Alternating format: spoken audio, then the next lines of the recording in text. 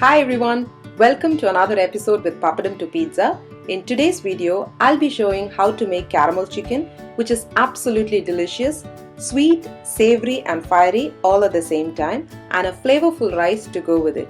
Before we get into the video, let's check out the ingredients. So for this recipe, I used chicken thighs on the bone.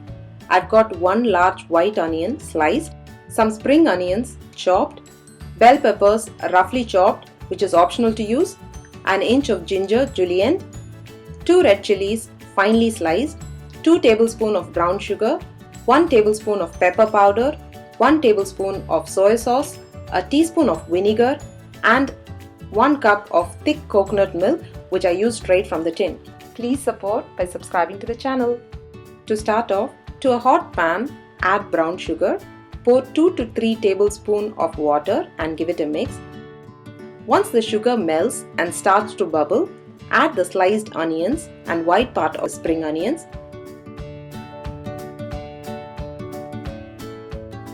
Stir through and set the flame low to medium. When the onions turn translucent, add julienne ginger, chopped red chilies and pepper powder. All these 3 ingredients add different types of heat to the dish. Add vinegar for the sourness. You could also use lemon juice instead. And soy sauce for the color. Mix through and allow it to simmer for 3 to 4 minutes.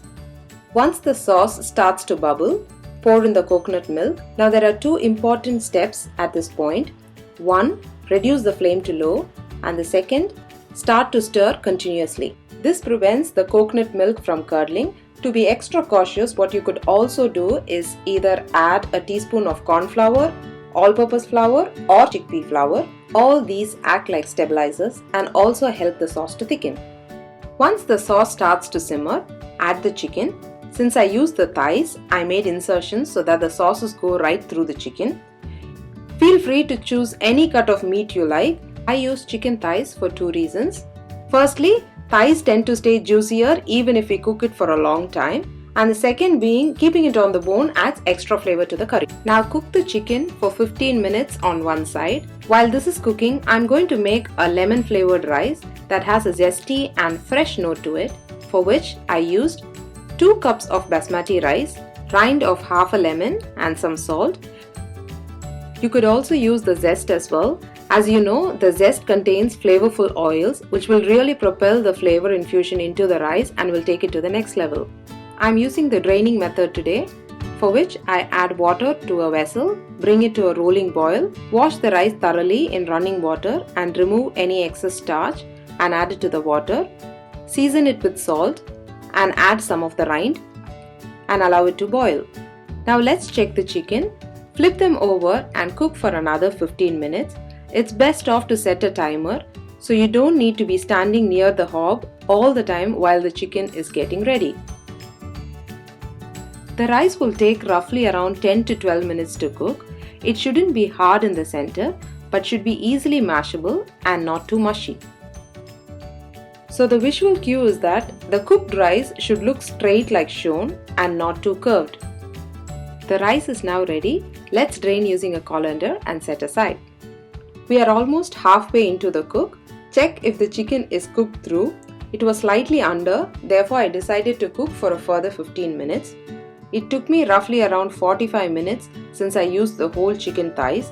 Cooking time will be much less if you're using smaller chicken pieces. When chicken is almost done, flip them over for one last time. Add in the bell peppers. Like mentioned before, adding bell peppers is completely optional.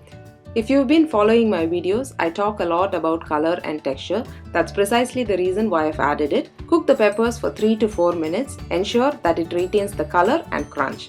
Before we turn off the flame, check if the chicken is cooked. It should easily separate from the bone. You'll also notice that the sauce is thickened. Finally, garnish it with some chopped spring onions.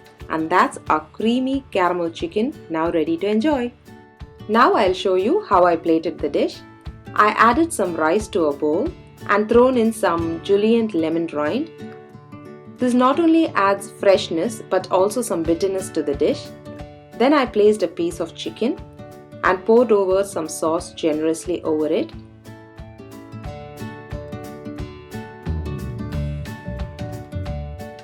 Finally, I garnished it with green part of the spring onions and some chopped red chilies. Adding red chilies is optional as it is very spicy.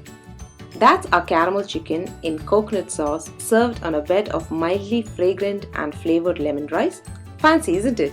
I hope you enjoyed this video. Please do give this recipe a try at home. As always, it would be wonderful to hear your feedback and comments. Until I see you in the next video, stay safe, take care, and happy cooking!